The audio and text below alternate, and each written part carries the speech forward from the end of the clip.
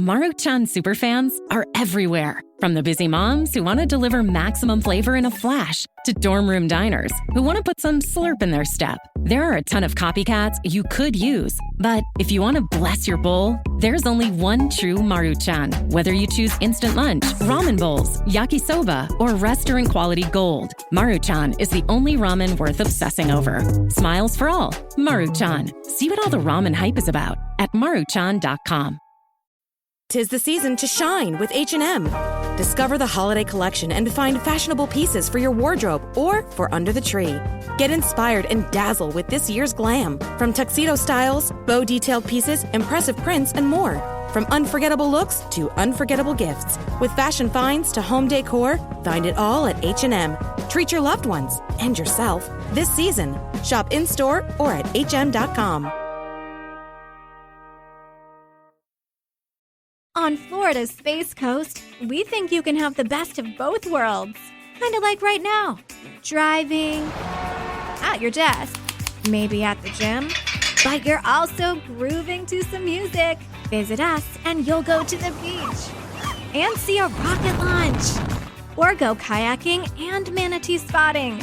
It's all waiting for you on the only beach that doubles as a launch pad. Plan your adventure today at visitspacecoast.com. This podcast is brought to you by drunkmummysobermummy.com and made in association with HelloSundayMorning.org, changing the world's relationship with alcohol, one Sunday at a time.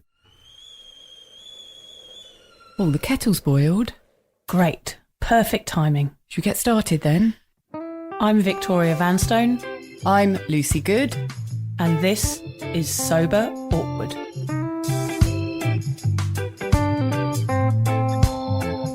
Right, Lucy, over to you.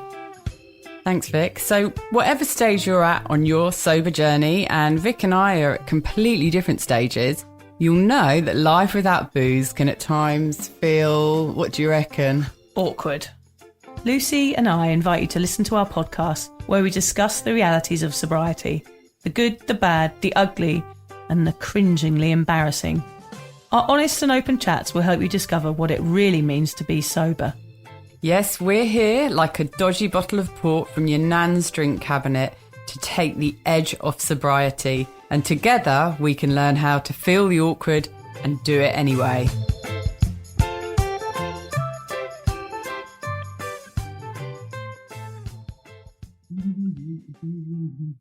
I don't know what he's saying, Lucy. He's just mumbling. I don't know. I can't hear him in here. I can't hear him. Oh, wait. He's given us a thumbs up. Right, so we can go. It's recording, okay. Yeah, we're hello, everybody. We are in the booth. The troll has transferred his booth over to us minions. Well, more than that, Vic, he's built a booth for us to record from. Yeah, we're going to send a photo out on Instagram of us in the booth later on. It's a small recording booth that me and Lucy are now trapped in. It's a bit like the TARDIS, isn't it, Lucy? Yeah, it is. Or like one of those toilets on the side of the road. Oh, yeah, it's a bit more like one of those.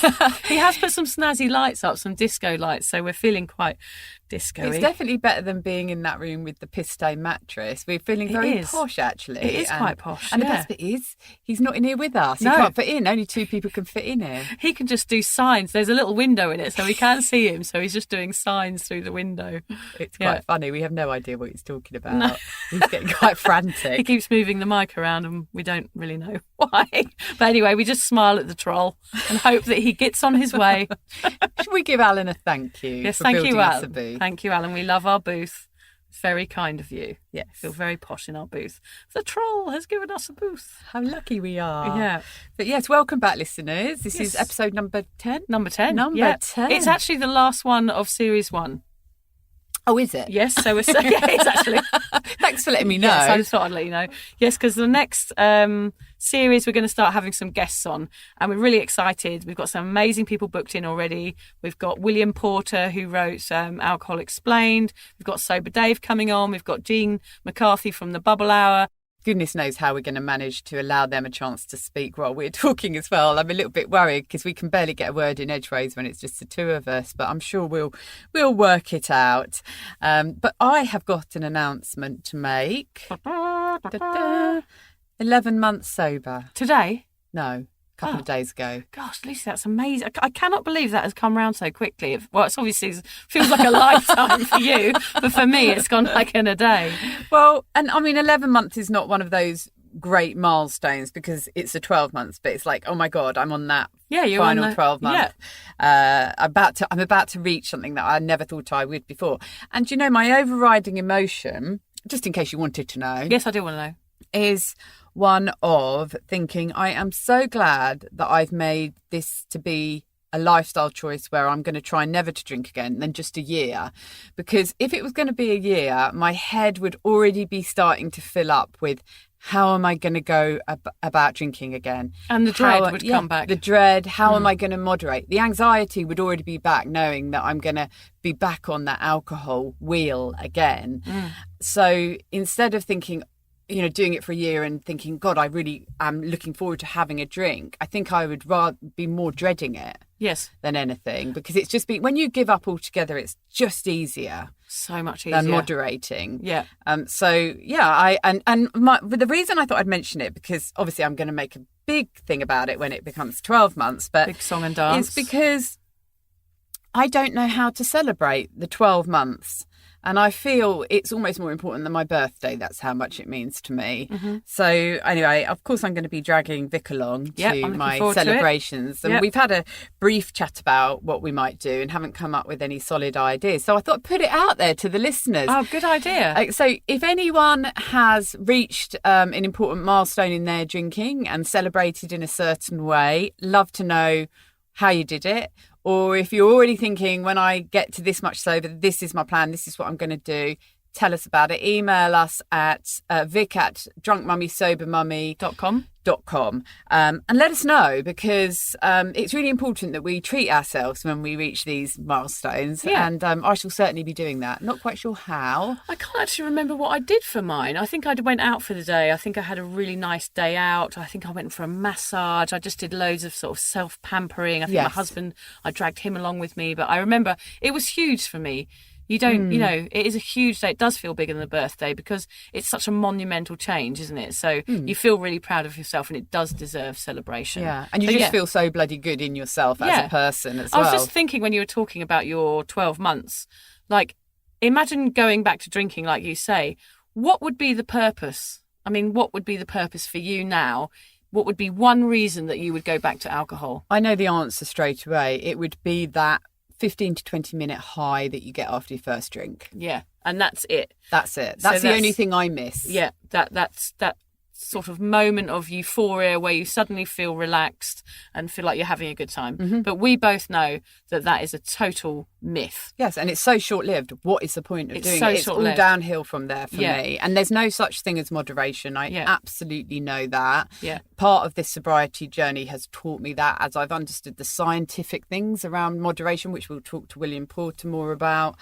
And just the reality of who I am as a person and what I am and what I'm not capable of. Yeah. I'm not capable of drinking sensibly. No. I know that for a fact. I've got complete clarity in my world. So why on earth would I go back to it? And you look happier, like your face is just happier. Yeah. We went out for dinner last week, and just Lucy was just telling me how much more content she is, and you can see it in her eyeballs. Were you talking to John about it, weren't you? Yeah, I was talking to my husband. I just said it's just so nice to see someone just blossom and grow and just look so much happier and feel so much happier within themselves. It shows in every pore of you. I really believe especially that. in this booth where yes, my so you are a bit pores close. She's even closer than in the other studio. She's lit up by the disco lights.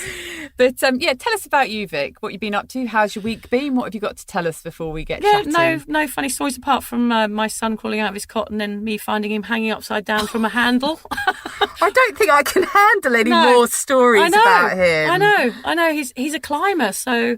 Yeah, I just heard the words "ouchie" and he was hanging from like a doorknob.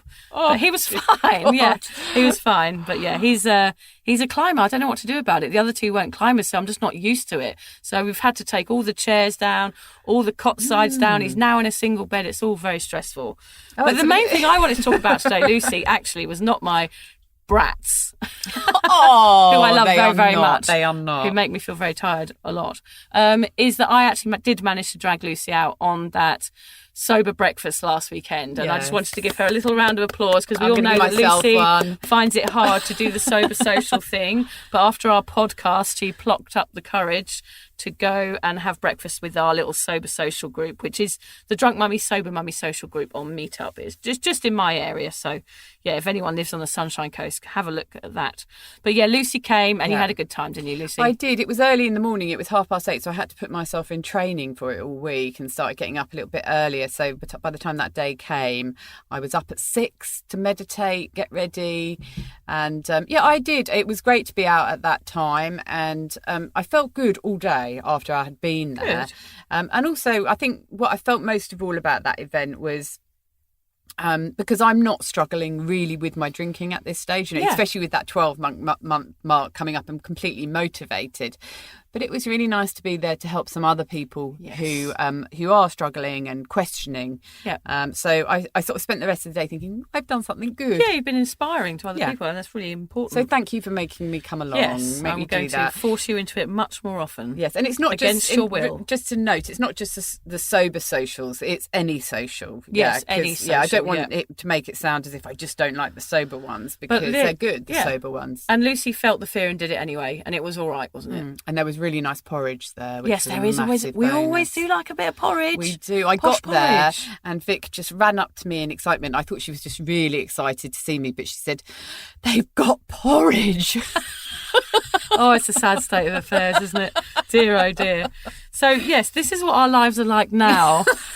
We get excited about porridge. There is no risk in our lives. I think we can... That's very clear, But isn't it? your son seems to. Yeah, he's a risky yeah. one. Because that's our topic today, everybody. We're talking about risk, episode 10. Yeah, how being under the influence put us in danger. Yeah, let's go. So, we're going to discuss all the crazy times we put ourselves in the line of fire, mentally and physically. We'll question why we acted this way, why it took us both so long to recognise the red flags, and how it feels now to have made it through with only a few battle scars. I know, Lucy, there have been many times over the years that I could have died. I made extremely poor decisions when I was drunk.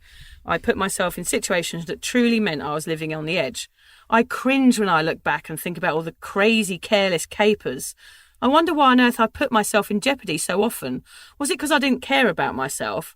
Or was it just the alcohol drowning out all my inhibitions? Or a bit of both?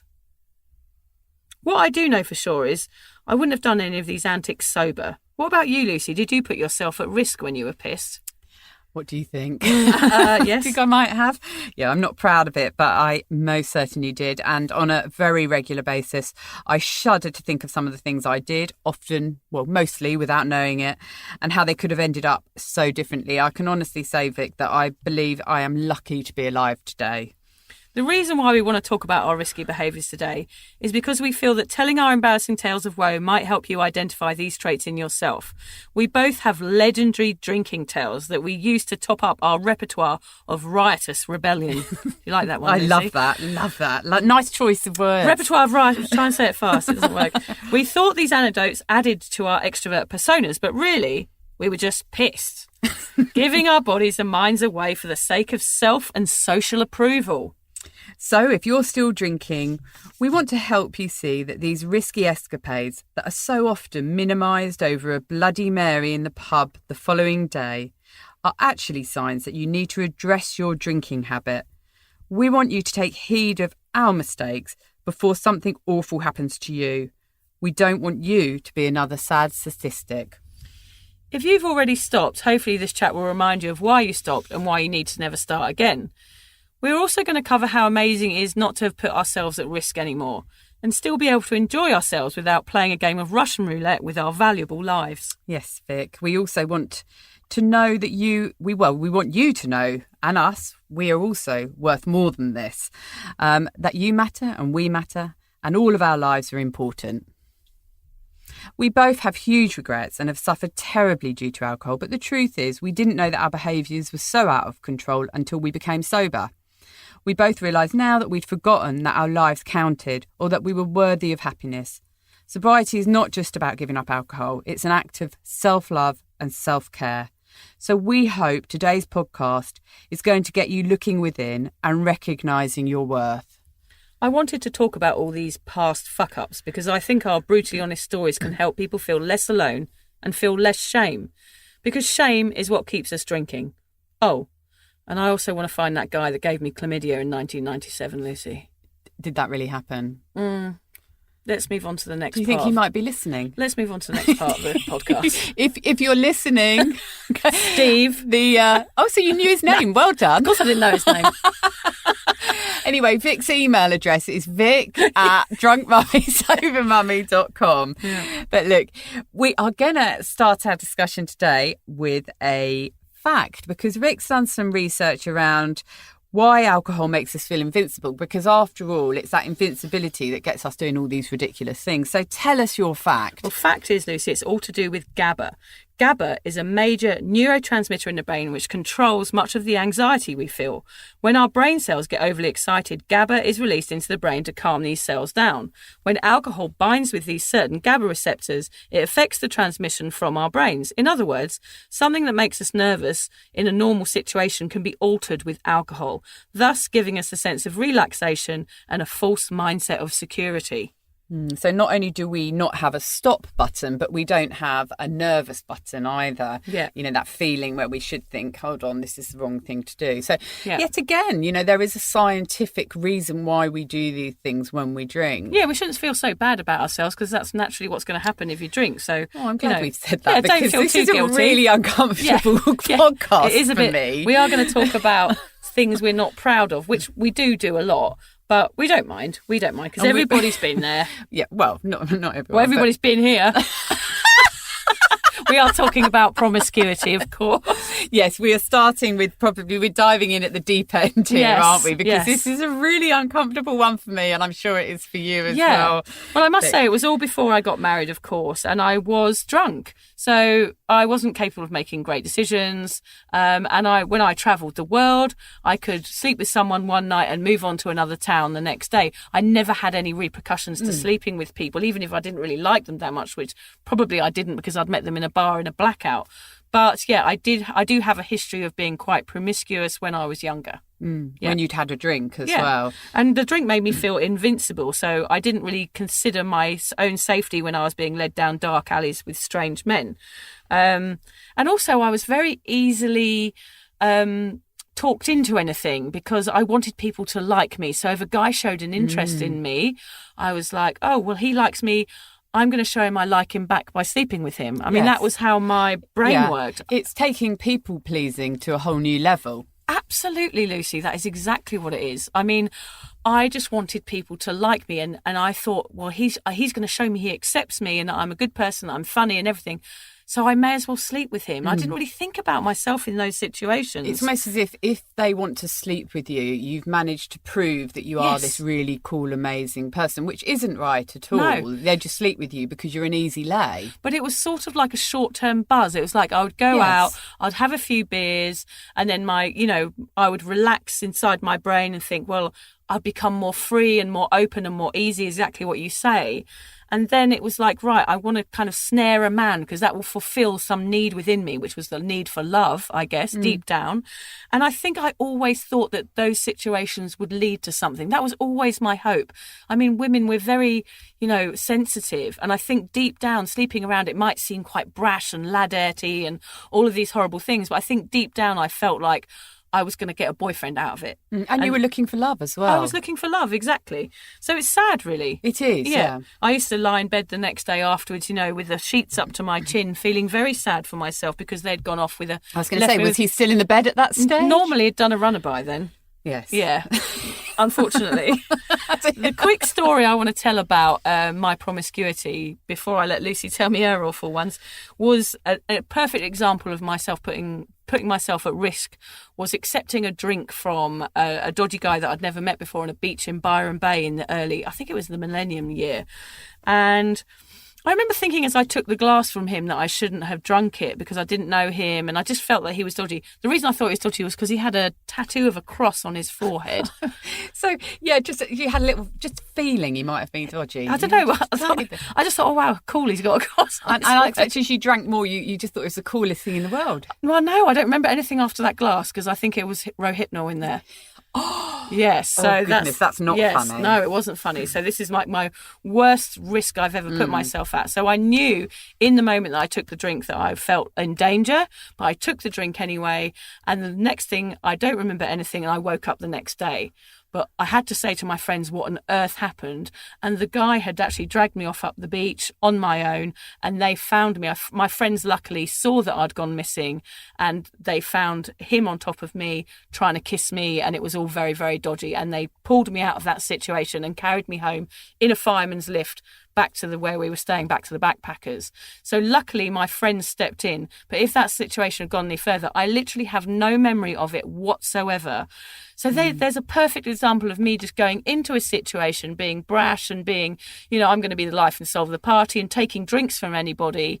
I'd actually only had one drink, which was drugged, and that led to that situation. So yeah. And it just could have gone so wrong so quickly. Could have been life-changing for me, that situation. And I think when things like that happen, because I did have a similar situation, I don't know if you remember the V festivals in England, Vic, and I remember going to one of those, and it was I think it was a 1 or 2 night festival. We were staying just for one night, and I just drank so much. And again, I wouldn't be surprised if there was Rohypnol involved, because I just disappeared. No one knew where I had gone for about 12 hours. And I've got one memory of being in a tent with just men. Right. And I don't remember, almost like just one tiny flashback. Yeah. They were just sitting there, and I was sitting there. And then I eventually found my way back to my own friends, and they had no idea where I'd been. Right. I had no idea where I'd been. I had no memory of it whatsoever. Now, the horrificness of that is just huge. And how I dealt with it is just by putting it out of my mind. What do you do? You dwell on that. It just kill you, because you actually don't know what happened. Yes, you probably end up even drinking more, because you'll just feel such shame. And you shouldn't feel shame in those situations, because that it probably was drugs involved, and it really isn't your fault. But it's the not knowing, isn't it? The whole not knowing of those blackouts and those situations like that. I mean, a lot of people have experienced things like that, more people than you could ever imagine. It's just the two of us sat in here. Yes. We have stories about these things that happen in our lives, and we are putting ourselves hugely at risk, and things can happen. People take advantage of those situations. It's never our fault.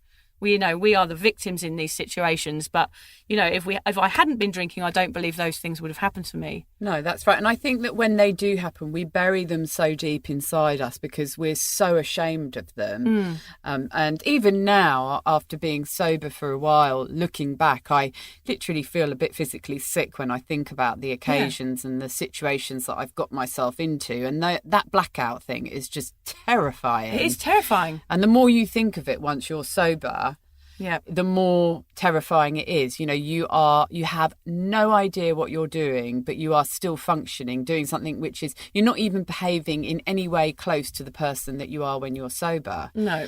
You're just out there being a complete and utter dick. Yeah. And you don't have any control over yourself, and people can do whatever they want with you. Horrifying. So frightening. I mean, that situation now, if that had happened to me now, that would be a police situation. Yes. I'd be like, this guy tried to do this, and I would have dealt with that very, very differently. But back then, I just carried on. I drank it away. And in fact, the next night I went out, Lucy, and I drank petrol. Oh, why was that? Well, there was nothing else left. So I picked up a petrol can and took a swig. And then I came through. I can't believe I'm telling you this. I came to, and I was thinking, God, this person's really nice that I was chatting to. I was like, oh, God, he's got a really interesting conversation. He really doesn't interrupt me. And then I realised I was talking to a rock. It was the best conversation. Did it have a cross on its forehead? No, but I actually had been talking to a rock for about half an hour. So that's what happens when you drink petrol, people. Don't do it. Don't. Well, yes. Yeah. He was a good listener. Crazy. I wonder how long the conversation went on for. I don't know. I don't really know. It reminds me of Tom Hanks in Castaway with, what's his name? Wilson. Rocky. Did you take him off travelling with you? It was a massive rock. It was like one that you couldn't move. Yeah. I think I slept with him. I can't remember though. I was stoned. Sorry. That is really good. Sorry. Oh, but there you have it, Vic. Though you had this terrifying event happen that you were so lucky to get out of in one piece, alive, or not raped, or goodness knows what was going to happen. But instead of facing facts and thinking, right, I need to sort myself out, I shouldn't be getting that drunk, I'm putting myself in dangerous situations. Yeah, never consider stopping drinking. No, never, ever even crossed my mind in that moment to go, maybe I shouldn't have done this, maybe I shouldn't have done that. I mean, I was 23 years old. I just wasn't, that was not on my radar at all. No, instead you go on and you drink some petrol and talk to a rock, you know, instead of sorting yourself out. You're probably so deeply ashamed and worried. You don't want to face what's happened, and alcohol numbs out everything. Yeah. So you're really on this downhill spiral when you start sleeping around and getting yourself into this situation because you start to hate yourself more and more, and so you do it more and more. That is so true. It's that I've written about that in my book. I have a whole chapter on that. It's called International Sex, which is when I realise now that I was repeating the same patterns, and the patterns were making me feel worse about myself. Why do I do this? Why do they leave? Why can't I get a boyfriend? So therefore my behaviour got worse because I didn't care about myself. Yeah, and also you're hating yourself more and more. So you need more love, you need more affection, you need more attention. The love It's not cycle. the right kind of attention No, not by at all. any means. And it was always very disappointing. I mean, I remember kissing a guy and realising he had wooden teeth once. I know. It's always like the crazy stuff I could tell you right now. I think it's your turn to tell some of your awful stories. Well, Lucy. when I was sort of making notes about this section, I actually didn't put down any specific stories because, you know, I never did actually sleep around. Oh God, it's disappointing. No, I did. My saving grace really, Vic, is that when I was 16, I went out with a guy for 4 years, and really from that point on until when I got my marriage was over, which was about 8 years ago, I've been in quite long relationships, and with good men. Yeah, good. So that is, when I look back, I think, God, that's my saving grace, that I could have been a lot worse. But I will tell you, in between those relationships, I was terrible, and I was I was massively lacking in confidence, so much so that I've talked about how I couldn't walk into a room of people without having drunk sort of a bottle of whiskey, even when I was 15, 16, and I would do anything to lose my inhibitions. And I think the problem is there is no sort of stopping point, is there, where you lose your inhibitions? You can't say, okay, I've lost enough of my inhibitions now to be where I want to be, and now I'm going to stop. When you start losing your inhibitions, a whole lot go, and once you've lost, and then you start behaving terribly. You know, I didn't like myself as a person, and I didn't like myself sober. I felt I was open and more flirty when I had a drink. So what you're saying there, very quickly, is that your risky behaviours led you to feel certain ways, which is really interesting because we're saying, it was risky in the moment, but it's also risky for following moments. Yes, like the it repercussions of those risks make you take more risks, in fact. They do. Well, it's the same as simply drinking. The more you drink, the more you want to drink. It's just, you just hate yourself for your behaviour.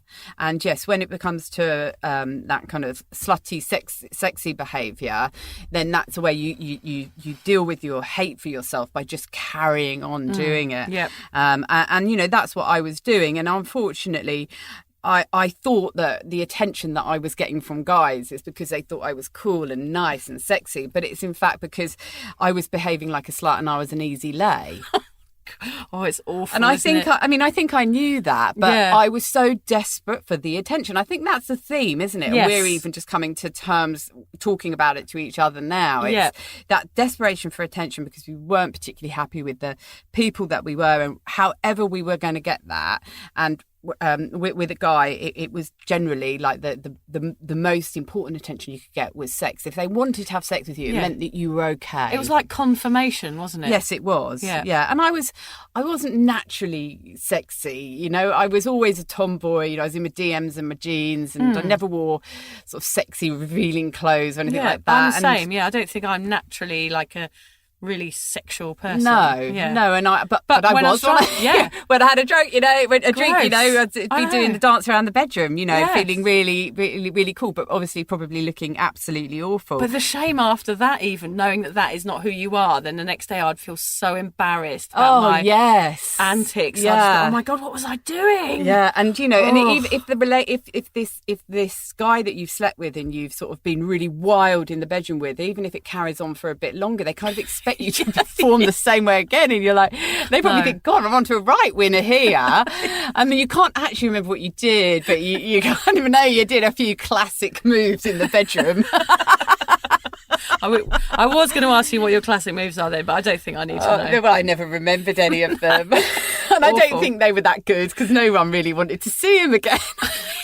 Because you just couldn't face it. That's why I would always go on and find someone else. Yeah. And also, I can remember going out and wanting, sometimes going out with your mates, you all go out, you think, oh, we're going to pool tonight.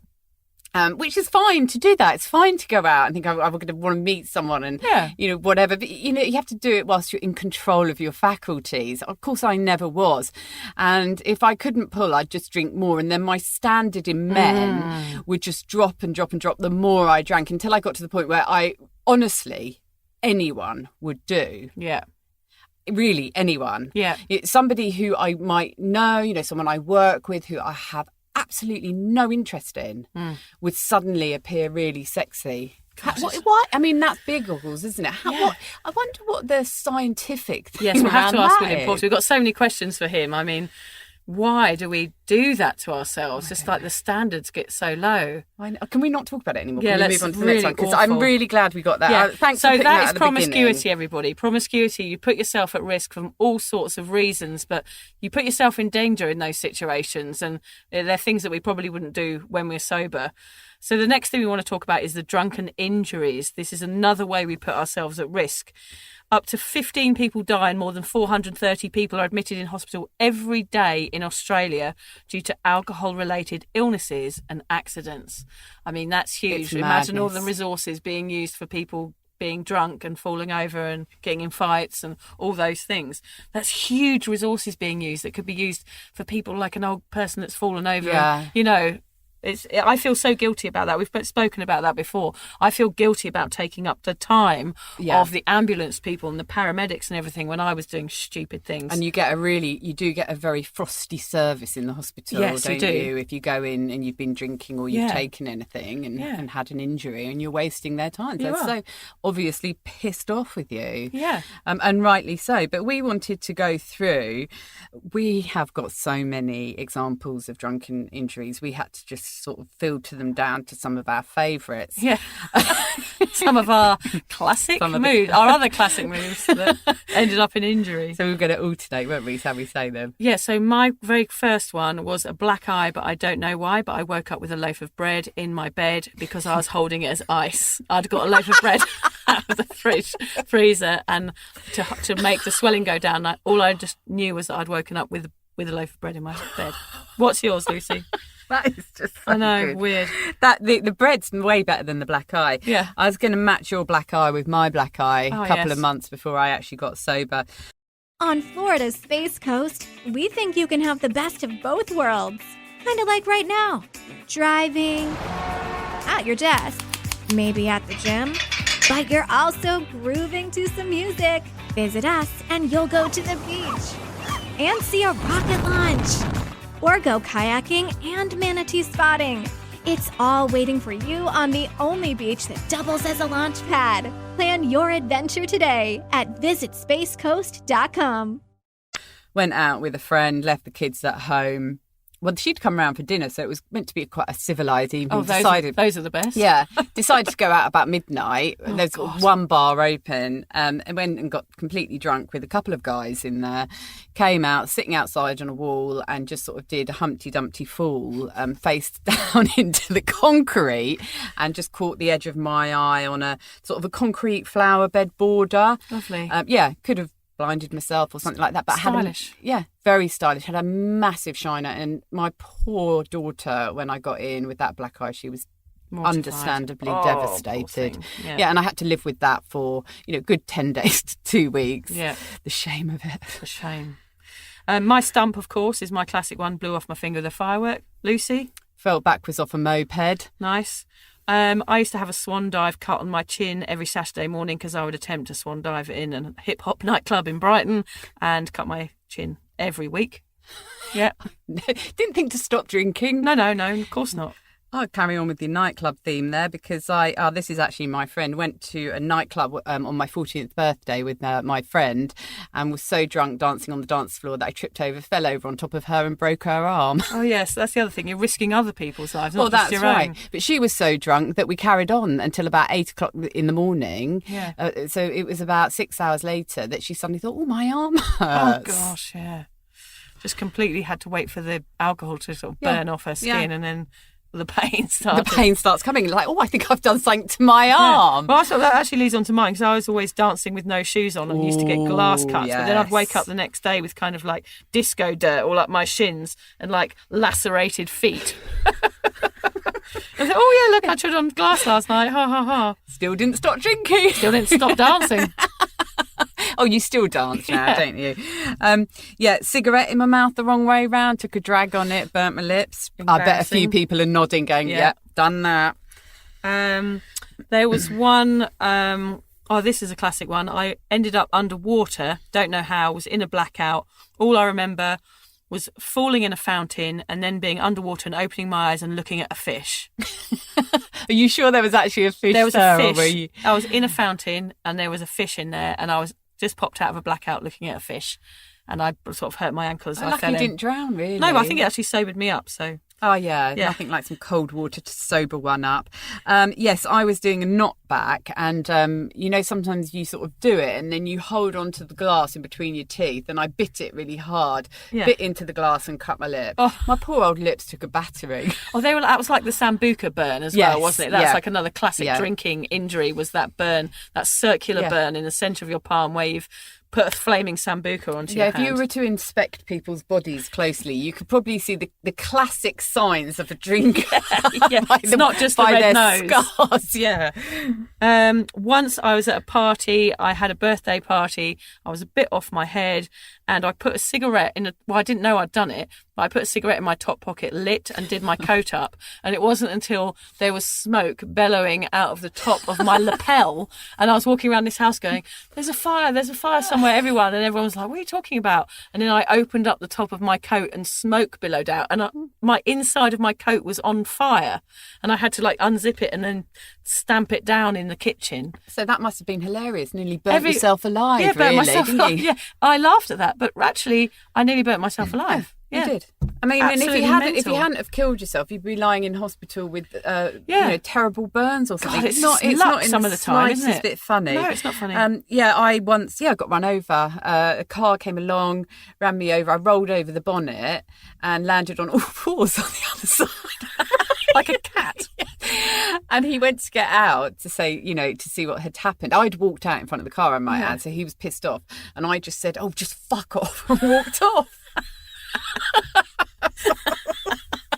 What the hell is that all about? Yes, my was. God. It was like the next morning, oh my God, I got run over last night. I had grazes like my knees and bruises. Oh, it's not funny, but it's funny. One of my favourite drinking injuries was when I'd been drinking after work. It was like 5 o'clock in the afternoon. I was living in Sydney at the time and I was drunk and everybody else was going home from work. So I was absolutely wasted where people would just finish their day and were getting the train. And I got on the top of the central reservation thing where the escalators go down at Central Station, which is a massive escalator. Oh, God. And I shot... I went on the side and I shot down this thing. And there's bits that stick up. So I just bounced over those and I had the wind blowing in my hair as the speed picked up as I shot down this thing.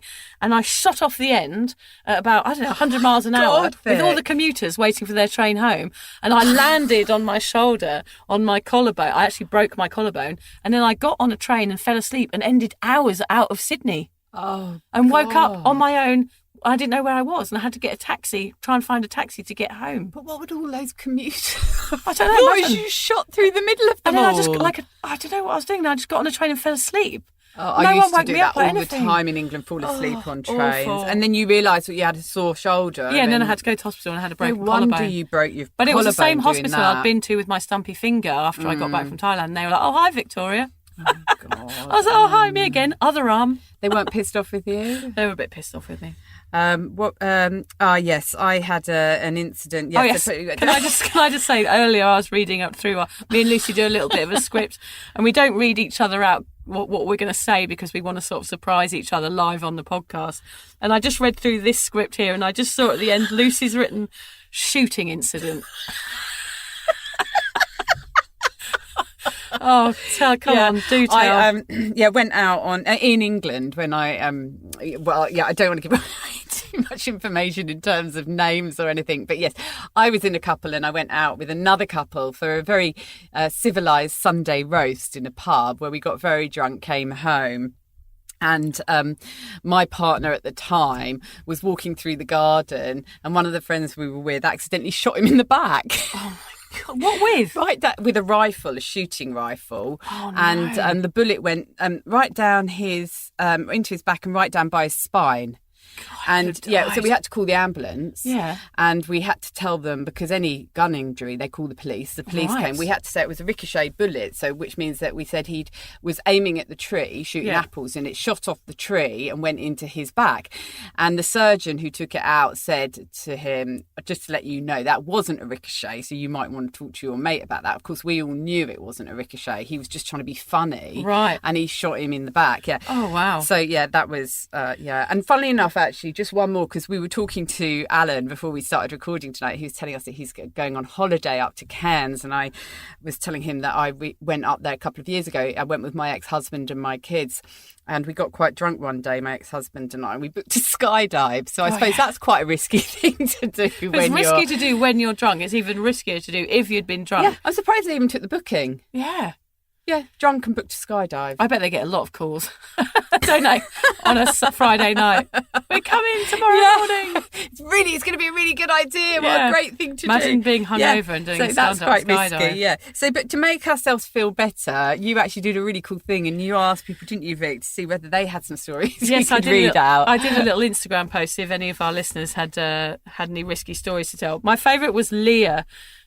She used to go out and lay down on the Princess Highway when she was drunk, which is a huge highway here in Australia. Which I remember lying on highways. I don't know. Crossing roads like a crazy maniac. Walking down railway lines, through tunnels. Or climbing on roofs, things like that. Yeah, so those sort of dangerous things are really risky. She also said, obviously, she had unprotected sex with random men, which a lot of us have done. Hopefully it wasn't lying on the highway. Because that really would be risky, Leah, so don't do that again. Others have said things like walking home alone, sleeping in weird places, thumbing lifts with weird people. A lot said swimming in the ocean when drunk. Oh, that is super risky. I've done that loads. I swam to an island once in the middle of the night. Yeah, crazy. Yeah, that worries me. Yeah. A lot of people pass away doing that. That's quite a common theme, isn't it? Especially going in Thailand and stuff. Over here, people go surfing. I think it's really cool to go and, night surfing. Yeah. So one woman, Ali, wrote to me and said that she once went on the missing persons list. And she didn't know where she was on. And she didn't know where she was, and no one else She was did. actually declared missing by the police, and her whole family thought she was dead, but she was just out somewhere. Do we know where she was? No, she didn't tell us where she was. Ali, let us know where you were. Yeah, where were you? Where were you when you were officially missing? Yeah, if you know. Yeah. One lovely lady who was out, she emailed me to say that every time she was drinking, she thought she could fly. Yeah, and so once she was in a nightclub and she was standing at the top of some stairs and launched herself off the top of the stairs. She didn't break anything, but she landed on some glass and she had fragments of glass in her bum cheeks. Oh, God. Yeah. God. I feel better now. Yeah. I know. We love hearing stories from our listeners. Yeah. I have to say thank you to 7 Seas Teas as well for sending me and Lucy the lovely teas this week. Angie, thank you for that. Yeah, I'll just say thank you as well, because I'm getting my kitchen done, so I haven't got very much apparatus available for making my tea at the moment. And they did send us these really cool little strainers that you clip into your mugs as well. So thank you very much for that, 7 Seas. We really appreciate that, because we love our tea. We do love a tea. Okay, well, we're moving on to something a bit more serious in terms of risk, which is... Yeah, so we've done like a physical risk, we've done promiscuity, which is, I suppose, our sexual risk, and now we're moving on to mental risk. Shall I start, because I'm probably the one who got into the worst way with that, really, aren't I? Yeah. I've just butted in there, am I? Are you go all right for with it me if fine. I go for it there? I guess because I did really suffer so hugely from depression, and this last 11 months has just been enlightening, for want of a better word, in terms of how stopping alcohol has made me feel less depressed, and how, even though I thought I was different to everybody else and that alcohol was helping me not to feel depressed, that is what the problem was. Alcohol, nothing else. So I put myself at a huge risk because I got to the point where I was very severely clinically depressed, where I was having to take medication to deal with it. I was suicidal, and it was because of alcohol, because it all got better when I stopped drinking. And what I will say, because this is something that came up at the sober social group we went to, we spoke to a lady there who was 3 months sober, I think, Vic, wasn't she? And she was saying that she doesn't really feel as good as she thought she would. And at 3 months, I still felt depressed. I can actually remember saying to you on the phone once, Vic, just feel sad all the time. Mm-hmm. But as I went further into my sobriety, probably around the 6-month mark, that's when my depression lessened, and it has pretty much gone now, and I'm hardly medicated at all and won't be at all soon. So I can't tell you how big the mental risk is. A lot of people do commit suicide because they're so depressed because of their alcohol intake. I think I was going to mention anxiety, but I might leave that one for you, Vic, because I did experience anxiety, but you had that really badly with drinking, didn't you? Yeah, I always used to get, those giggly hangovers dried up in my early 20s, those ones that would sort of be soaked up by a fry up on a Sunday. I watch my kids with them now. Yeah, but then it changed when I had kids. It started to get worse and worse. We've spoken about this, but yeah, I suffered severe anxiety after every time I drank. So I was putting myself at risk every time I drank because I knew the next day what was going to happen to me. I did feel suicidal in those moments. The fear would last all day, drip over into Monday, Tuesday, Wednesday, and then by Thursday I was like waving a tenner in the air at the barman, for happy hour. It was a really, really horrible pattern of anxiety. When I was younger and I had anxiety in my early 20s, it caused agoraphobia. I wasn't able to go out because I felt such severe anxiety, all caused by alcohol. And depression, because obviously I couldn't go out, it caused me to feel depression. But I always used alcohol as my crutch, so I didn't know a way out of it. So that just shows you I knew that alcohol was making me mentally unwell, but still I continued because it was applauded by, everyone cheers you on when you're a good drinker, a social drinker like I was. So I just couldn't stop, even though the risk was so high. And also, I suppose it gives you this a very, very short, if you're feeling that bad, it's making you feel that depressed and anxious, even in between the periods when you're hungover, it does give you a short-lived high, and you're feeling so down that anything, even like a 20-minute high is worth it. It drowns the anxiety out, of course. So then you're stuck in this vicious circle of drinking to get away from the anxiety, and then sitting it out as the anxiety comes, and then drinking again to get rid of it. It's just a vicious cycle. It's horrible. And you talk about not wanting to leave the house. Again, I still have that problem, which came from drinking. Didn't want to leave the house for a number of reasons, because you're worried about who you've seen and you don't remember, and how you embarrass yourself. You just don't want to see anyone. You can't hold a conversation. You just hate yourself. You don't want to be out in public. No. Loss of social skills. You actually lose the ability to socialise naturally when you drink. And that's a real problem for you mentally, because being social is such an important part of having a healthy life. If we're not out and meeting people and talking to people and conversing, and we're not doing that when we're drinking that much. Well, we are doing it, but we're doing it drunk. We're not doing it when we're clear-headed. And that takes a long time to get used to, doesn't it? When does. You get sober, it's like, well, you used to be this one person that was really sociable and, really friendly on the outside, even though you were having anxiety the next day. But then when you become sober, you have to do those exactly same things when you're sober. You have to relearn it. You have to relearn who you are in those situations. But the fact is, it's better because you're being yourself and you're not putting yourself at risk. But it is something that puts you off wanting to get sober, isn't it? Yes, Because absolutely. I don't know how to go out and socialise sober. 11 months in, I still struggle. But you're great, though, when you go out. Like, you wouldn't notice that you were nervous or anything. You just seem really natural. And the fact is, you don't walk away in shame. You don't walk away with your head hanging low. You don't have fear. You don't have a panic attack afterwards. You just go, oh, that was a bit awkward. Yeah. And that's the end of it. I'm going to have a cup of tea. And you've done it. Yeah. And there's none of this that we're talking about. There's none of this severe anxiety, depression, agoraphobia when you go out and socially sober. You know what I mean? I do know what you mean. And then you leave and we talk about how we still leave places and think, oh God, did I say the right thing or did I not? I think that's just a normal thing that a lot of us do. Yeah, it's just a little bit of a head fuck. Yeah, it's not like it's nothing really. I'm going to think about suicide, because that's the difference. Yeah, the difference. Yeah, and I mean, I've put here that it's brain-boggling to think about drinking. I mean, that's what we're talking about now, aren't we? Yeah, we're talking about, like, you feel the anxiety, the depression. When shall I have a drink? That thinking about drinking, it takes. For me, looking back, I felt like it took over about 80% of my brain for about 24/7.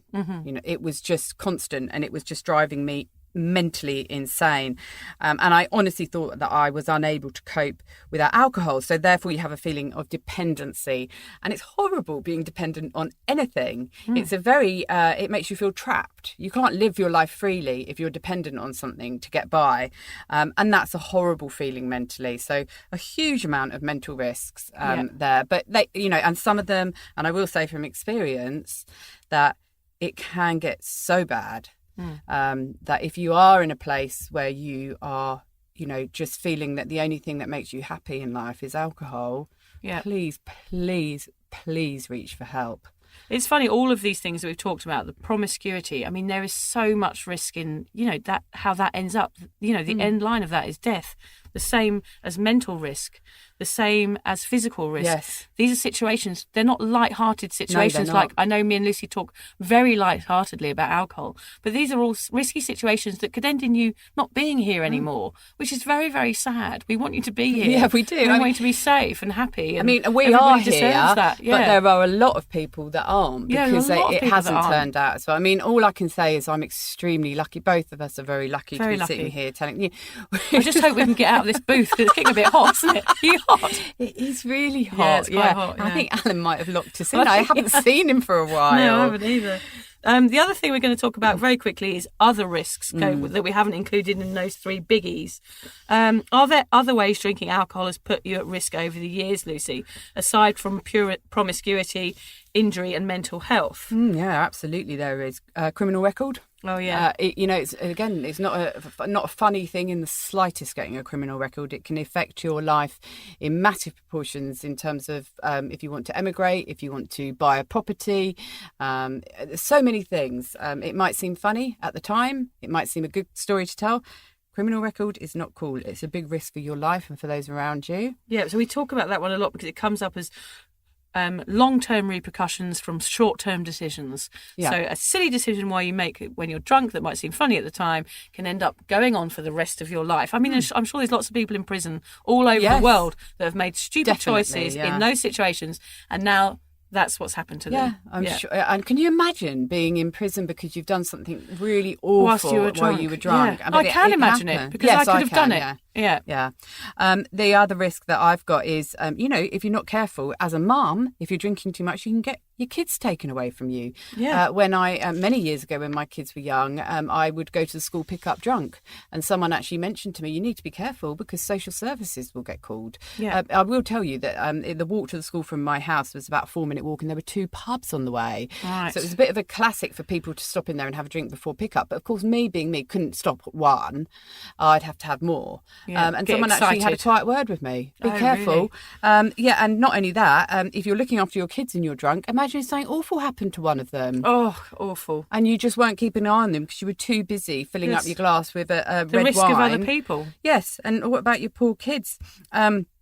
Of course, there's the risk of drink driving as well. I mean, it's a shameful story. But once I lost my car, I was out. I'd been at work. I'd been drinking.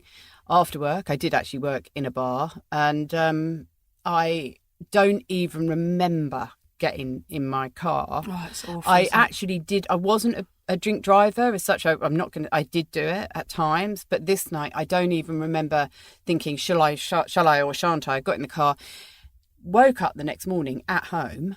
Gosh. Looked out the window, no car. Couldn't remember where it was. I had no idea where it was. It took me and my friend 3 hours to find it. Wow. 3 hours to find it. I had no idea. We found it outside a restaurant, sort of, which was not really anywhere that I thought I'd been, and nowhere it was busy, sort of in the middle of nowhere kind of thing. That's no crazy. recollection. I mean, the chance of me crashing the car that night, killing myself, killing other people, the shame of it is just so massive. What a huge risk. And there's also that risk of just drinking yourself to death. Yeah, that's always the risk. Yeah, I mean, I know, Vic, you actually have got, you had your ex-boyfriend died of... yes, recently. Of some, possibly from... Or just a life of, life of drinking and, just it wasn't a sustainable lifestyle, so... People do it, people don't do they? it, yeah, people die of... I just watched Louis Theroux's recent documentary, Drinking to Oblivion. If you haven't seen it, always guaranteed a good, insightful doco with Louis. So watch that. That's very normal people. We call this normal social drinking, but these are people who have been normal social drinkers whose drinking has got out of control. Yes. They always start off as a normal social drinker, but they end up in a liver hospital in Germany. It's a really fascinating documentary because we use this word resonate that me and Lucy hate so much, but we've overused it. I resonated hugely with it because I could see myself in those people, even though I wasn't that far down the line. Luckily, I could see myself. And I will just very quickly say on the end of that one, for me, that risk of drinking yourself to death, and it just links into the mental risk. I can remember being so depressed that I made the decision, Vic, to drink myself to death once. Yeah, I remember you telling me that before. It makes my heart hurt. Well, I didn't want to be alive. The only thing that gave me pleasure was alcohol. So it just seemed like, in my really weird state of mind, that was the way to do it. I'm just going to keep drinking until I die. And a lot of people do that because they that's all they want to do is to drink. You can't feel hope in that situation because you feel so trapped in your own patterns. There's no other way out. Yeah, and you're creating them. Yeah, and it's just like, what do I do? What do you? You can't get out of it. It can't get out of it, but you can get out of it. That's what we're here to say. You can get out of it. And you can reach out for help. Some of the other ones are risk losing jobs. I mean, you go to work with hangovers, you risk losing your career. I once snogged a married man at the Christmas party and got in trouble for that at work. You risk losing friends. Yes. Family. Yeah, family. Having people to look after you when you're drunk is really annoying. People get bored of that. You risk losing relationships, spacing relationships as well with people that you've met in bars, bad choices leading to bad relationships. I've been in many, many relationships that should have ended on that one night stand. Yes. And they've carried on just because I have no idea, because I felt that was the right thing to do, because they showed me attention, ended up in all sorts of awful situations. And again, general risk of death. I mean, it sounds crazy, far-fetched, but it's true. We're actually very glad to be here. Yeah, we are. We're alive. We made it through. Probably go home and get run over by a bus. Oh, gosh, yeah. Well, at least we would have said what we needed to say. At least we won't have the podcast horrors worried about what we've said. But let's go on to the next topic, which is, why did we both ignore the red flags? And we are talking massive red flags here. Why did those things that were happening to you, all the things we've just spoken about, Vic, why did they not stop you drinking? It was just so ingrained inside me. I just could not see out of it. What would I do if I didn't drink? I mean, who was I? I just wasn't prepared to find out.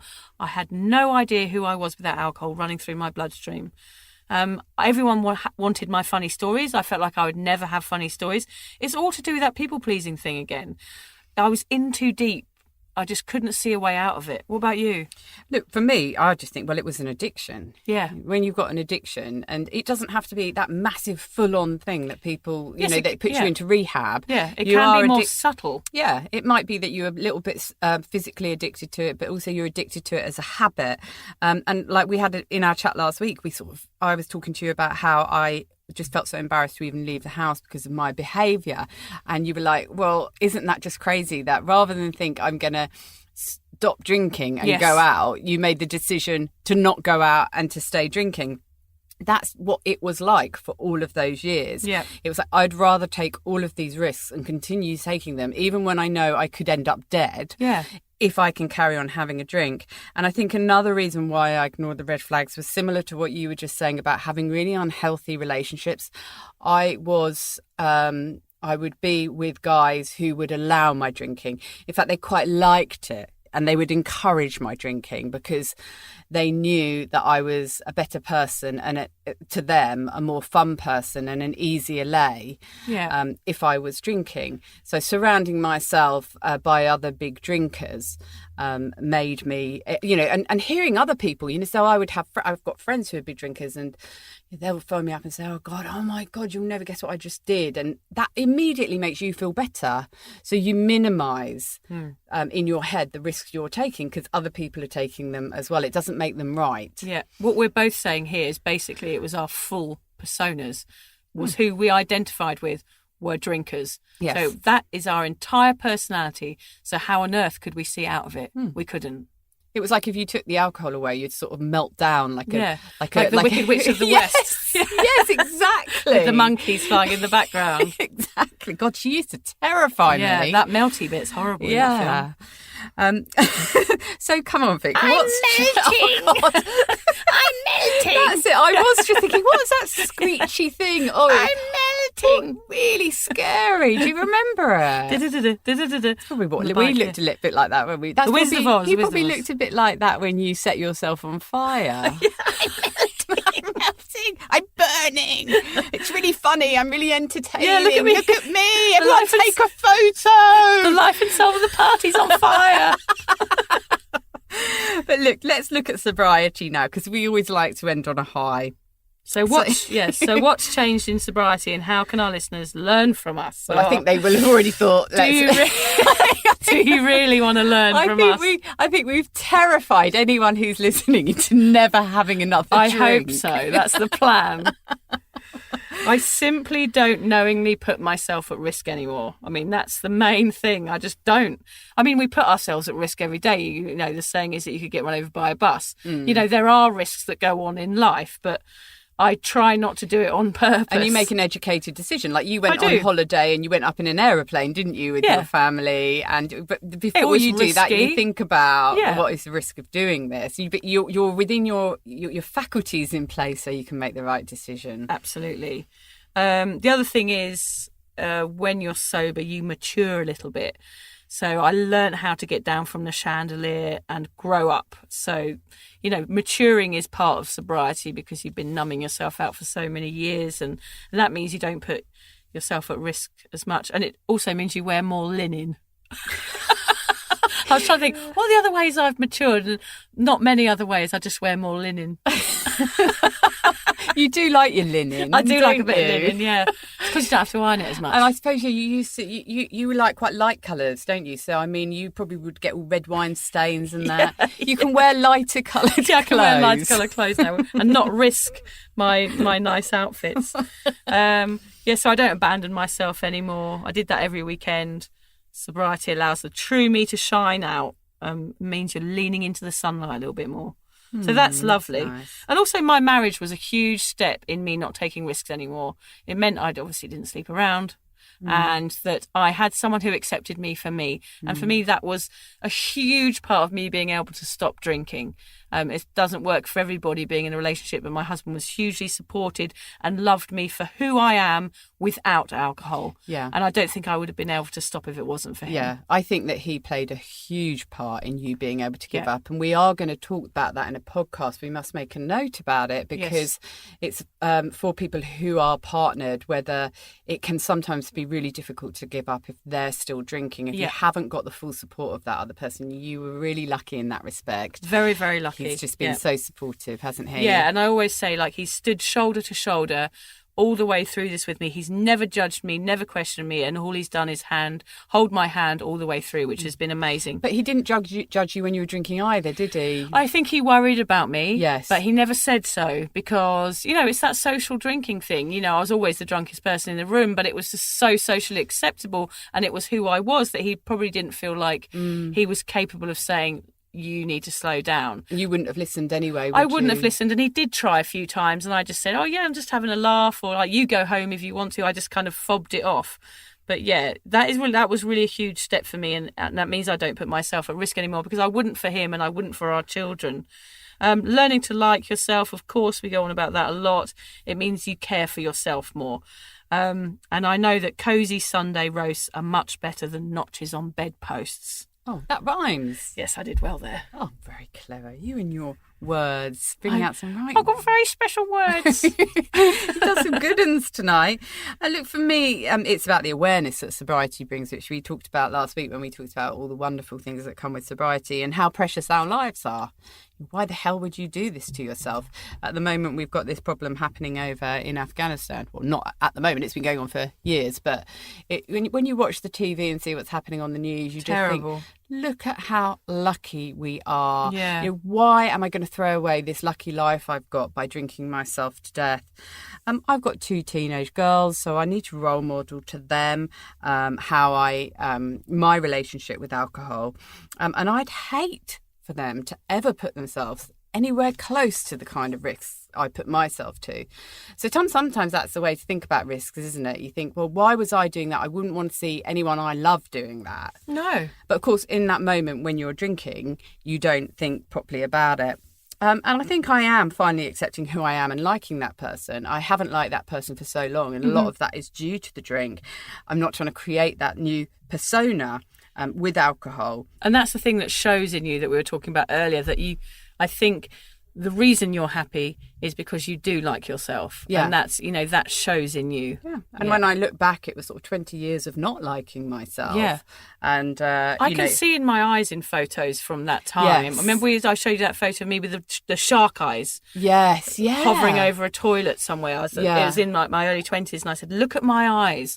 They were black. I'm not there. I'm not present. I'm totally out of my brain, and that is not a happy person. And now I look even if you're smiling. Even if I was still are not smiling, I happy, could see that the alcohol was a false sense of happiness. Yeah, definitely. And I said to you last week about, I feel that my smile actually feels different when I smile. There's something different about it now. I just don't feel the need to get attention by being a complete and utter dickhead. Well, I still do, but we do these podcasts and make total fools of ourselves. I think as we're going to make a living out of being dickheads soon.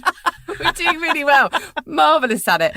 And I don't want to be the clown who's had one too many and who ends up on the front page of the newspaper, which, and I was thinking how lucky we are that in our big drinking days, social media wasn't really around. Oh, thank God. God for that. Thank God. The only time I was in the newspaper when I lived in Brighton was a friend of mine was working for an advertising company, and they needed someone to advertise genital wart cream. So of course you were like, 50 quid, I'm in. There was a photograph of me. I don't want to know what the photograph was. No, it was of my face. With genital warts on it. No. Of me like smiling with a thumbs up. You see, and you must have been sober when you did that. We have recognised. I don't think I was sober when I did that. No. We were talking about how we've recognised that we are just sharers and we don't have a filter on what we say, which is why this podcast works for us. It wasn't the alcohol that did that. No, that's just what we're like. Yeah. So I am so grateful that social media came after my really, really worst escapades, because, pictures of you. Yeah, you couldn't get away with it. Awful. We got some tips. Hooray! Okay. Shall I start, You Vic? can start, yeah. Love yourself first. We'd often put aside our self-care in order to feel loved, make others happy, or just because we were so drunk we had no idea what we were doing. Trading in your own safety for the approval of others is dangerous. Remember, you are important. You and your family all want you here and to be happy and safe. Those short-term risky decisions can lead to a lot of long-term problems. Things like STDs, Steve, injuries, and even death in a horrible accident. Woohoo! God, you're cheery tonight. Yeah. So think before you drink and consider the outcomes. Is it really worth it? No. Steve, Vic at sobermummy, drunkmummysobermummy.com. Message her.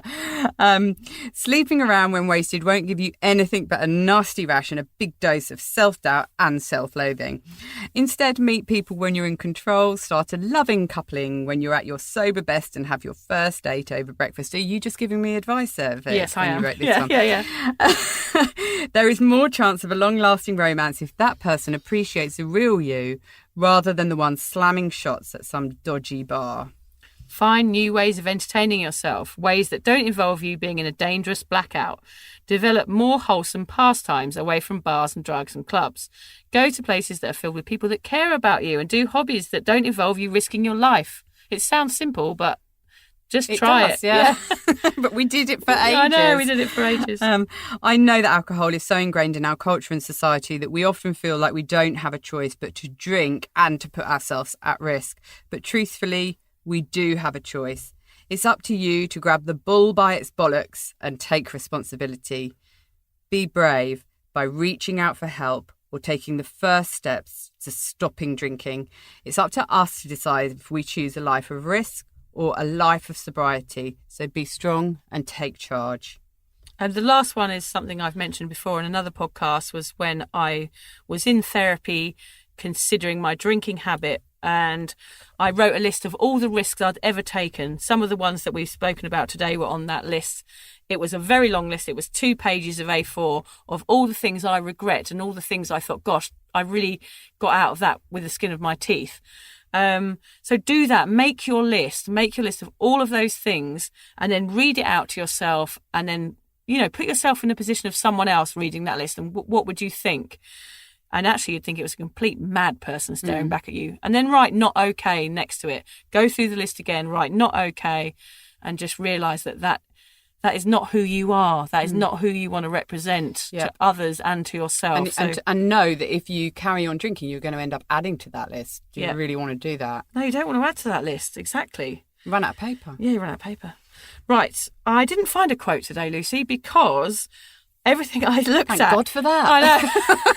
But every quote was about taking risks and how you have to take risks in life. So I was like, no, but that's not the message that we want to give. So, some parts of life are about taking risks, but alcohol risks are not worth taking. Yeah, so we're not. That's my quote. I'm going to make up my own quote. Thank you for that. The book of the week is by Jordan P. Barnes. He's a mate of mine on Instagram. He's amazing. He's written a book called One Hit Away. It's a memoir of recovery.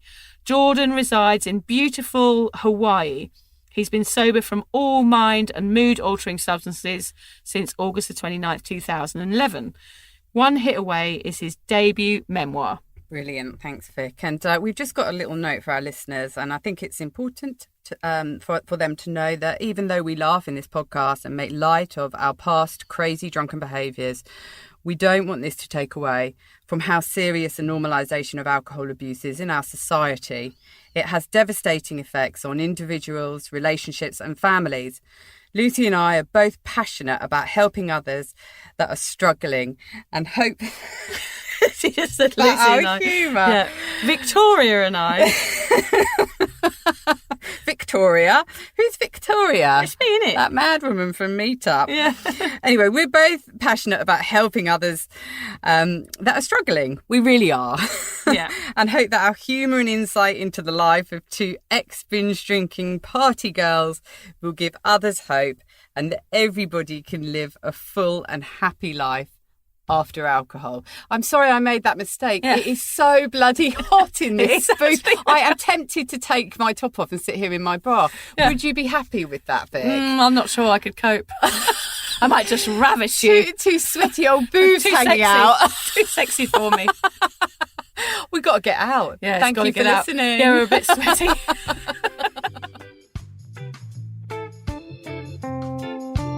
Thank you for listening to the Sober Awkward podcast. If alcohol is affecting your life in a negative way, if you're struggling to moderate or your hangovers are causing anxiety, it might be time to reach out for help. Contact your local doctor, a therapist, or connect with your local AA or sobriety group. Vic's got one. Yes, go onto Facebook and just search Drunk Mummy, Sober Mummy, the group. Lucy and I both agree that even though this journey can be awkward, it's definitely worth it. And if we can do it, you can too. For more support on sobriety, head to Vic's website, drunkmummysobermummy.com.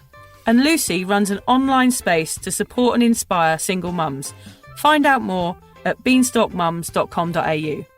Finally, if you've enjoyed the Sober Awkward podcast, don't forget to follow, subscribe, review, and share it with your mates. Don't make it sound like they have to, though. No, they do have to. I'm not doing all this for nothing, Lucy. No.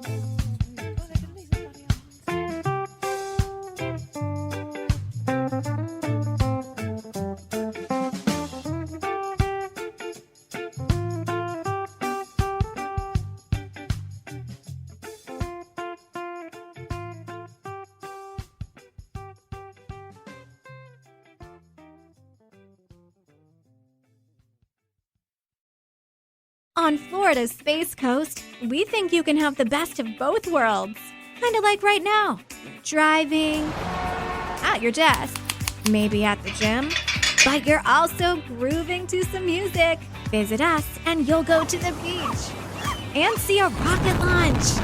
Or go kayaking and manatee spotting. It's all waiting for you on the only beach that doubles as a launch pad. Plan your adventure today at visitspacecoast.com.